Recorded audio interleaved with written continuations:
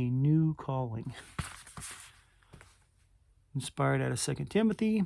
He has saved us and called us to a holy life, sanctified. 2 Timothy. A new calling. Teenage gang leader Casey and his followers broke into homes and cars, robbed convenience stores, and fought other gangs. Eventually, Casey was arrested and sentenced. In prison, he became a shot caller, someone who handed out homemade knives during riots. Sometime later, he was placed in solitary confinement while daydreaming in his cell. I raced over that. Let me do that again. Sometime later, he was placed in solitary confinement. While daydreaming in his cell, Casey experienced a movie of sorts, replaying key events of his life and of Jesus, being led to and nailed to the cross and telling him,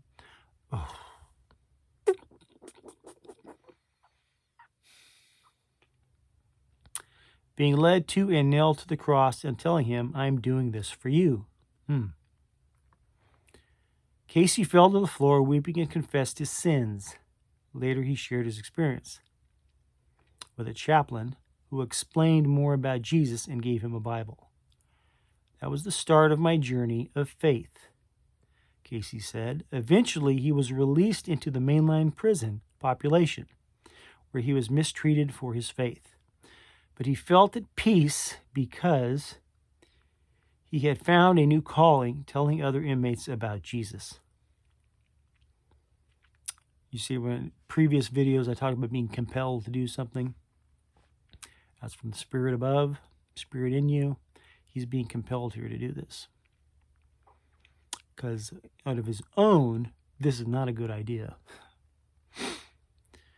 I'll read this again. Eventually, he was released into the mainline prison population where he was mistreated for his faith, but he felt at peace because he had found a new calling, telling other inmates about Jesus. In his letter to Timothy, the Apostle Paul talks about the power of Christ to change lives. God calls us from lives of wrongdoing to follow and serve Jesus. When we receive him by faith, we desire to be a living witness of Christ's love. And here we go.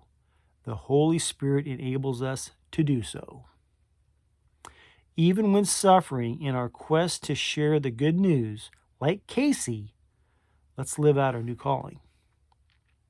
Whenever you share the gospel with someone, and what was the result? Did it ever lead to suffering? What happened?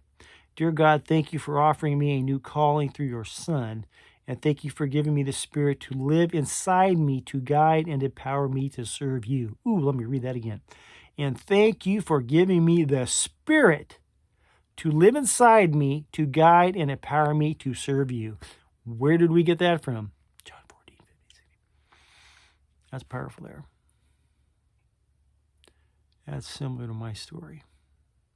That slowed me down a bit. Anyway, love you. God bless.